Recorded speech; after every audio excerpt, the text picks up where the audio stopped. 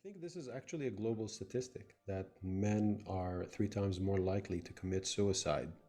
And there are lots of reasons for that. And in this part of the world, especially, I feel it's very important to address this because we have all these preconceptions in this part of the world of what being a man is, what it entails, what is expected from men.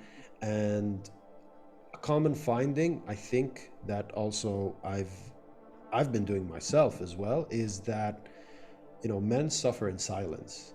If they're going through something, they wouldn't talk about it. They wouldn't say that there's something on their mind because they're afraid to be judged. They're afraid that they will be bullied. The first step is what we're doing right here, is that we're putting our fingers down on the problem, and we're talking about it. And this is the first step. There's lots of things that can be done, but the first step is to talk about it and to just vocalize it.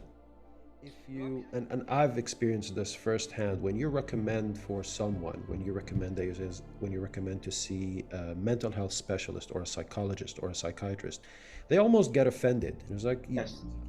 there's nothing to be ashamed of. So people sometimes are ashamed of going through these problems. The point that I would like to raise here is that maybe it's different people have different roles to play in mental health, but again, the family is maybe a very important part of it. Parents, how they speak to their kids, how the kids see them, and if there is this two-way communication between parents and their children. Maybe empowering individuals, that's maybe what you're saying, is that empowering people to take charge of their own health, to Yes. take charge of their own mental health, Yes. and not wait for authority, whatever that is, whether it's your boss or your parents or your partner. I think all stakeholders need to be involved in this. Yes. But as Gloria said initially, that you are the only person who can help yourself. It's important to raise awareness amongst the opposite gender, Mhm. because what they believe about men influences a lot of what men go through. Yeah. So raising awareness amongst mothers, sisters, partners, siblings, female siblings, towards their male counterparts is I think a big part of what maybe we can do, just to change those preconceptions of what maybe they believe an alpha male is, Mm-hmm. or a Mm-hmm. strong male is, or a strong Yeah, man yeah. is, and that they are not allowed to express those problems. At least that's the least of the rights, right? So yeah, I think this is maybe one of the steps that maybe we should, or we could consider. There is this definition that we have in our minds, that we're programmed that this Hmm. is the job of the man and this is the job Hmm. of the woman, and this is what a man should do and this is what a woman should do. But I Yeah, yeah, think at right. the end of I think at the end of the day, it's a conversation. It's a two-way conversation. If Hmm. between these two, of course, if there are other stakeholders like parents or siblings or whatever, there should be a conversation with them as well.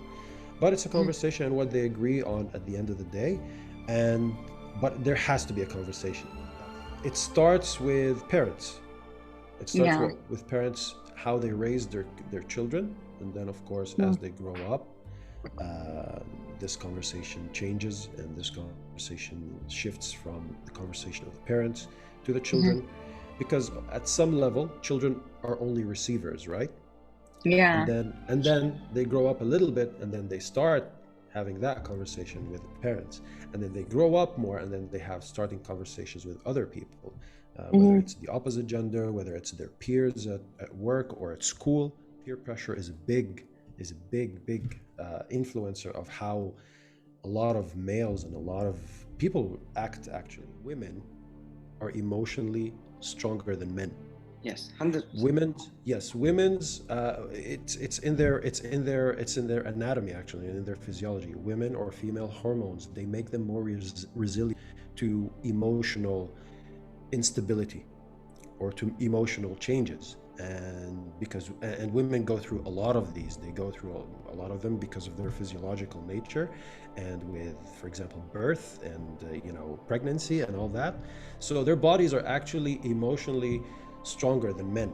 And on the other hand, men, they look like they're stronger, but they're not as emotionally resilient as women, and that's why there has to be that conversation, because I think it makes sense.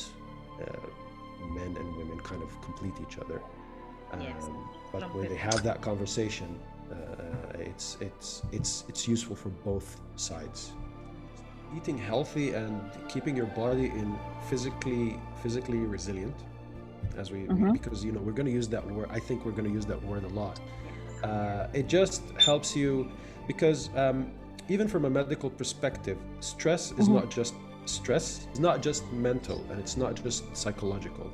Disease, bacteria, viruses, infections, pollution, these are all stressors that the body is exposed to. That you need to keep your body physically strong, so at least you don't have to worry about these problems. Like if you eat healthy, you don't have to worry about heart disease or diabetes, infections or viruses or etc. So then you can dedicate all your energy to addressing those mental I, health. It's a no-brainer. I mean, there's lots of studies on how exercise actually help with the mood. Initially, they release adrenaline, and so they make your body strong, and then afterwards, they release endorphins, so they relax your body. It's a whole it's a whole area. It's a whole field of science. And Yes. yeah. yeah,